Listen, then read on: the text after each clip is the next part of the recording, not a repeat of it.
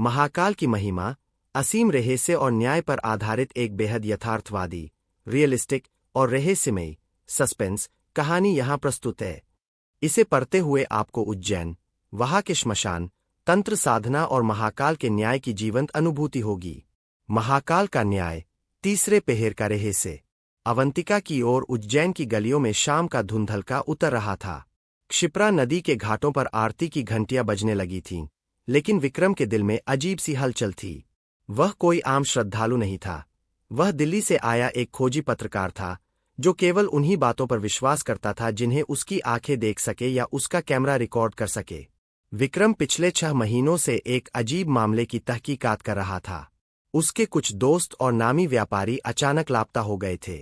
Police के पास कोई सुराग नहीं था, लेकिन विक्रम के हाथ एक डायरी लगी थी। उस डायरी के आखिरी पन्ने पर केवल एक वाक्य लिखा था, जब महाकाल का तीसरा पहर शुरू होता है तो कर्मों का हिसाब खुद ब खुद होने लगता है। रुद्रसागर के तट पर सब सच हो जाएगा। विक्रम ने कैमरा बैग संभाला और महाकालेश्वर मंदिर की ओर बढ़ने लगा। हवा में भस्म और लोबान की गंध तैर रही थी। हर तरफ हर हर महादेव और जय महाकाल का उद्घोष हो रहा था।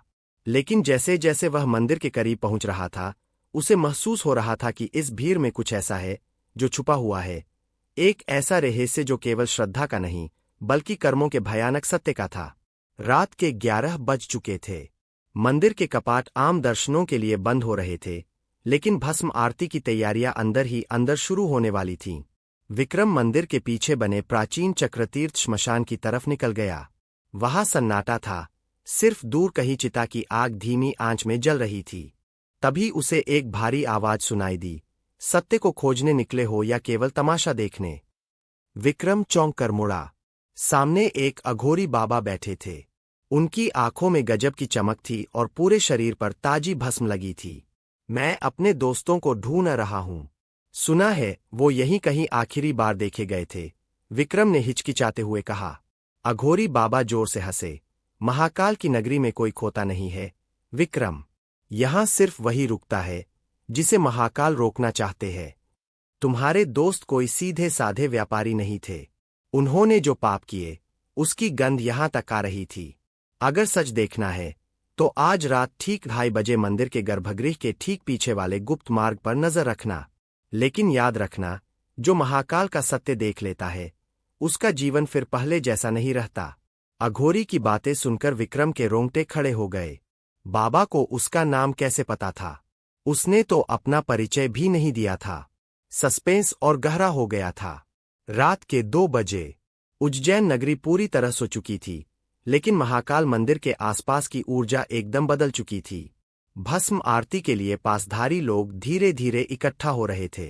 विक्रम ने अघोरी की बात मानकर मुख्य मंदिर के पीछे के उस हिस्से की रेकी शुरू की जहां अमूमन कोई नहीं जाता था।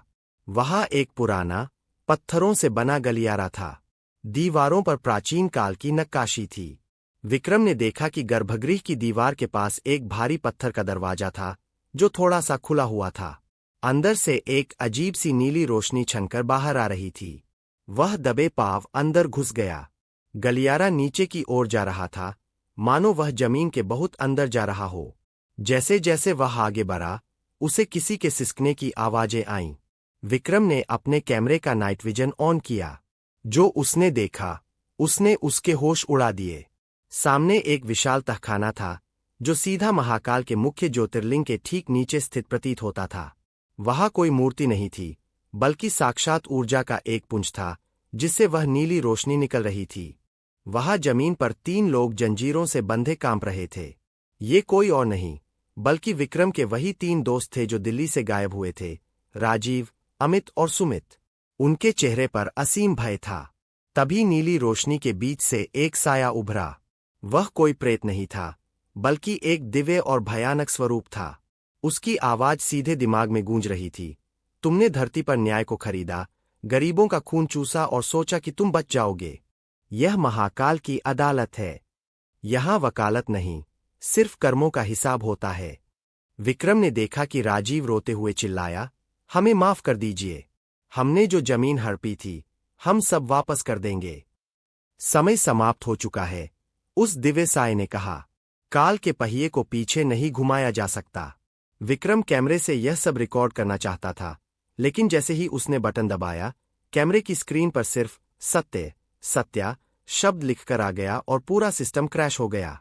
विज्ञान और तकनीक वहां फेल हो चुकी थी। तभी वह साया विक्रम की तरफ मुड़ा। विक्रम की सांसें थम गईं। विक्रम, तुम यहां सत्य की खोज में आए थे। तुमने देख लिया। दुनिया को जाकर बताओ कि कानून की आंखों पर पट्टी बंधी हो सकती है, लेकिन महाकाल की तीसरी आंख सब देखती है। तुम्हारे ये दोस्त कभी वापस नहीं आएंगे, क्योंकि इन्होंने मनुष्यता का अंत किया था। अब ये काल के चक्र में समा रहे हैं। एक जोरदार गर्जना हुई, मानो बिजली कड़की हो। विक्रम की आंखें चौंधिया गईं। जब उसने आंखें खोलीं, तो वह मंदिर के बाहर प्रांगण में पड़ा था। सुबह की भस्म आरती के शंख बज रहे थे। विक्रम हड़बड़ाकर उठा। उसने अपने कैमरे को देखा। वह पूरी तरह ठीक था, लेकिन रात की कोई भी फुटेज उसमें नहीं थी।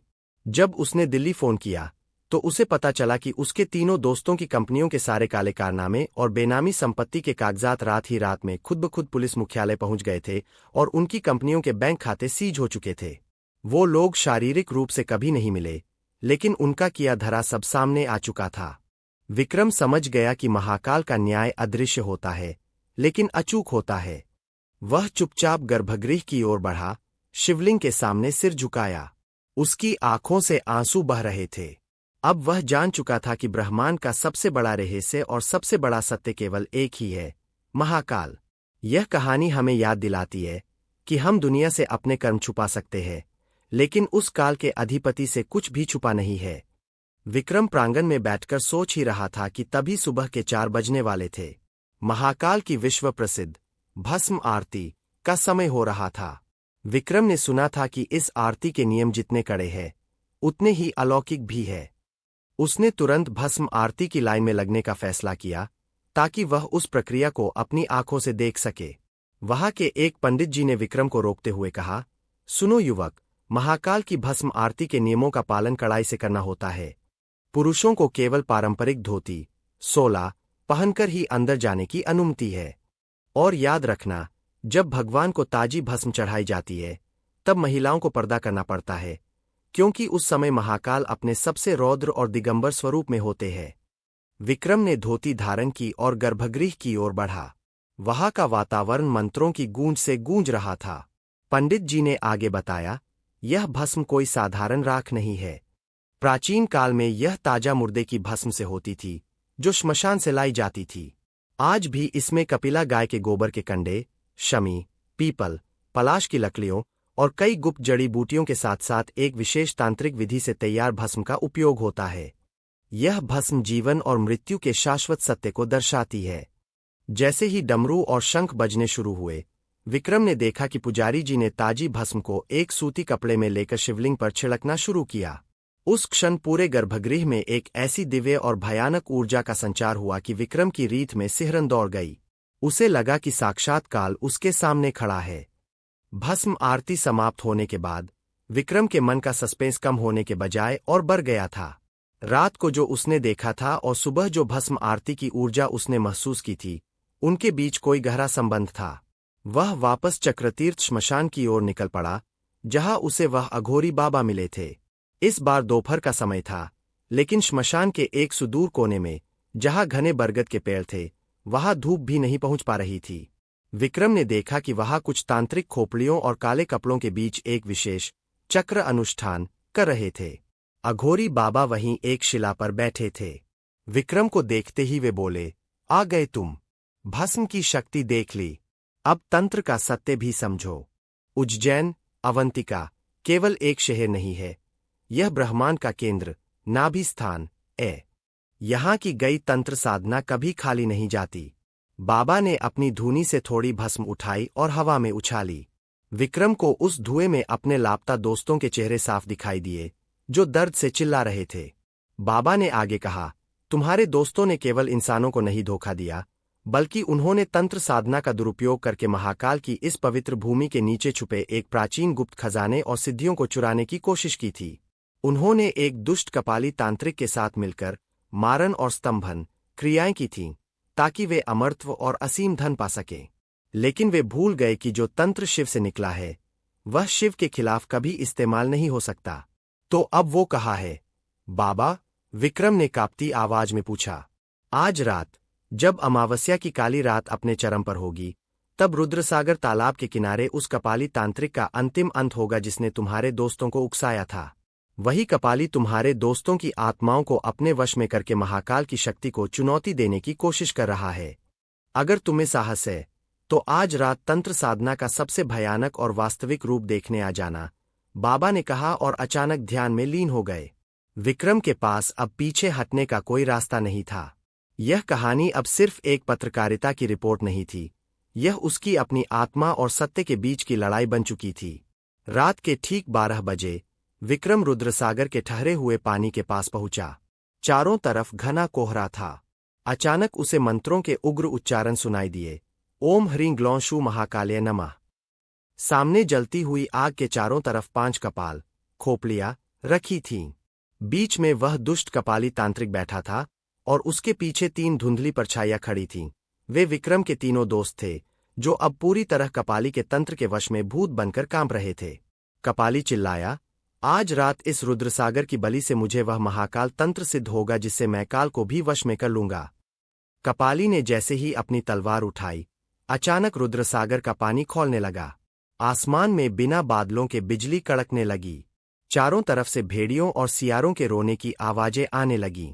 सस्पेंस अपने चरम पर था। तभी हवा का एक ऐसा झोंका आया कि कपाली का हवन कुंड पलट गया।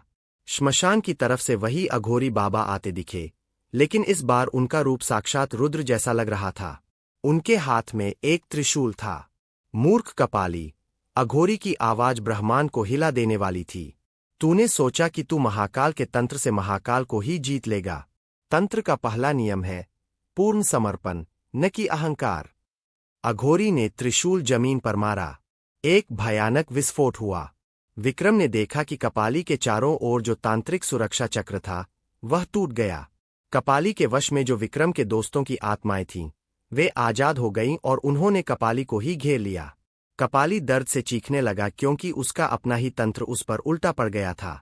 रुद्रसागर के पानी से एक विशाल तरंग उठी और कपाली को अपने अंदर खींच ले गई। सब कुछ शांत हो गया। कोहरा छट गया और आसमान में चांद निकल आया। अघोरी बाबा विक्रम के पास आए और बोले, सत्य का खोजी अपनी मंजिल पर पहुंच गया। तंत्र क्या है? तंत्र केवल एक माध्यम है प्रकृति और शिव से जुड़ने का। जब इसका उपयोग स्वार्थ के लिए होता है तो काल उसका ग्रास बन जाता है। तुम्हारे दोस्तों को मुक्ति मिल गई है और इस पापी कपाली का अंत हो गया। यही महाकाल की इस धरती का असली सत्य है। अगली सुबह विक्रम जब उज्जैन रेलवे स्टेशन पर खड़ा था तो वह एक बदला हुआ इंसान था। उसके पास कोई वीडियो प्रूफ नहीं था, कोई रिकॉर्डिंग नहीं थी, लेकिन उसके दिल में एक ऐसा अनुभव था जिसे कोई झुठला नहीं सकता था। उसने अपने फोन से वो सारी अधूरी रिपोर्ट्स डिलीट कर दी। उसने समझ लिया था कि कुछ रहस्य ऐसे होते हैं जिन्हें इंसान की बुद्धि नहीं, बल्कि केवल श्रद्धा और समय ही समझ सकता है। उसने ट्रेन में बैठते हुए एक आखिरी बार उज्जैन की मिट्टी को छुआ और बुदबुदाया, काल भी उसका क्या करे जो भक्त हो महाकाल का। यह कहानी यहाँ पूर्ण होती है, जिसमें महाकाल के वास्तविक नियम, भस्म आरती का सत्य और तंत्र साधना के गहरे रहस्य को यथार्थवादी और सस्पेंस के तरीके से पिरोया गया है।